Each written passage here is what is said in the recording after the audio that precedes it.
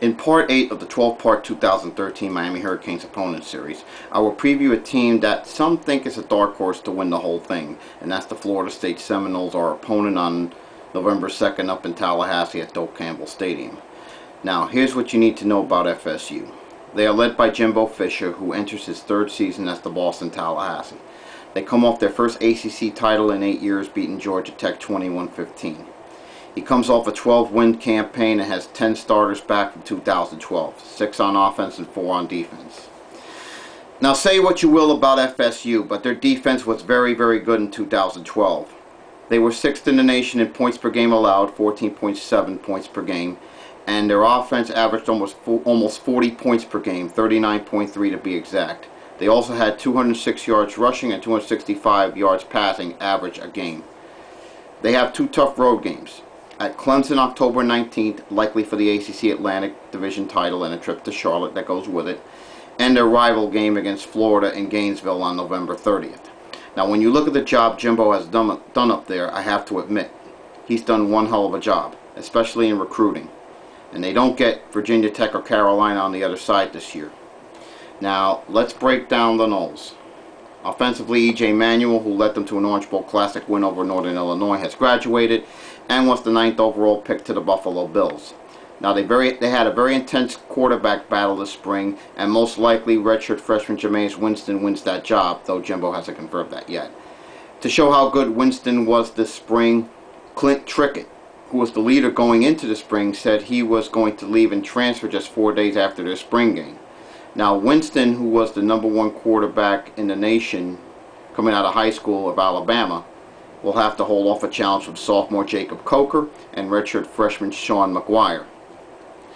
They do have 2 junior running backs returning with a lot of experience. Devonta Freeman, who had 660 yards and 8 touchdowns last year, and James Wilder Jr., who had 635 yards and 11 touchdowns.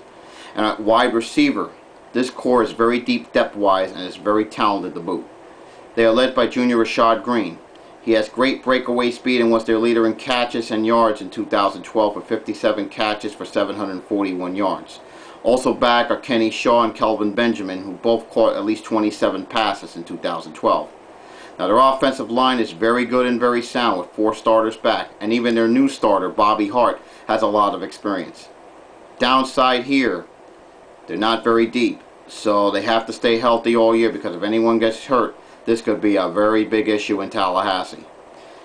Defensively, this area took a beating to either graduations or defections, and or both. Now, All-American defensive end Bjorn Warner left a year early to enter the league. He was drafted 20th overall by the Indianapolis Colts, and defensive coordinator Mark Stoops bolted for Lexington to be the new head coach of Kentucky. Now, replacing Stoops is Jeremy Pruitt, who comes over from Alabama where he was the defensive backs coach for the last 2 years under Nick Saban. Now, what Pruitt brings to the table is strong recruiting in the Deep South. However, his coaching experience is very limited. Their D-line needs some work here. However, when you look at their back 7, it is very talented and very good too. But that doesn't mean you ignore junior defensive tackle Tim Jernigan, not by a long shot. He's still a force to be dealt with here, and because he uses his strength and his quickness to be a major disruptive force on the interior of that line. So they're going to have to, opposing offensive lines are going to have to account for him. In the secondary, you have senior Lamarcus Joyner, who's an excellent athlete, who can also shut down one side of the field. Now think of a young Rondé Barber here when you think of Joyner. Now, like Barber was used with the Tampa Bay Buccaneers for all those years, look for him to be in blitz packages this year. So now on special teams, their staff is very high on redshirt freshman place kicker Roberto Aguayo.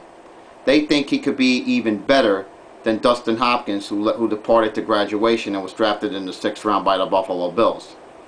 And that's saying something when you consider how clutch Hopkins was.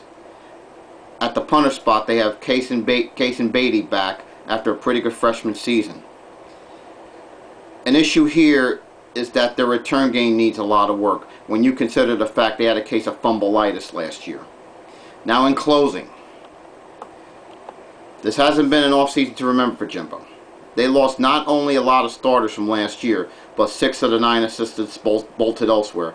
Now, from a Canes perspective, the biggest one being James Coley. Yet still, this is a very good team to be dealt with. If they have Winston be the second coming of Johnny Football and their O-line stays healthy, and their D, which should be very good again in 2013, winning 10 games for them shouldn't be an issue. If they won 10 games again this year, it would be the third time in Fisher's first 4 years, and that's saying something about the success they've had up there. Now, barring a catastrophic injury or two, the ACC Atlantic is pretty much theirs to lose. The game that decides that, as I said earlier, October 19th at Clemson. And again, the 3 tough games on their schedule, 2 of them on the road. I mentioned the Clemson game, and mentioned at Florida November 30th, but Miami on November 2nd. Now, those 3 games will tell us a lot about FSU. My prediction for the 2013 Seminoles is 11-1, with the only loss being to Miami. Now, in part 9 of the series, I will talk about a team that is a perennial contender every year, and that's the Virginia Tech Hokies.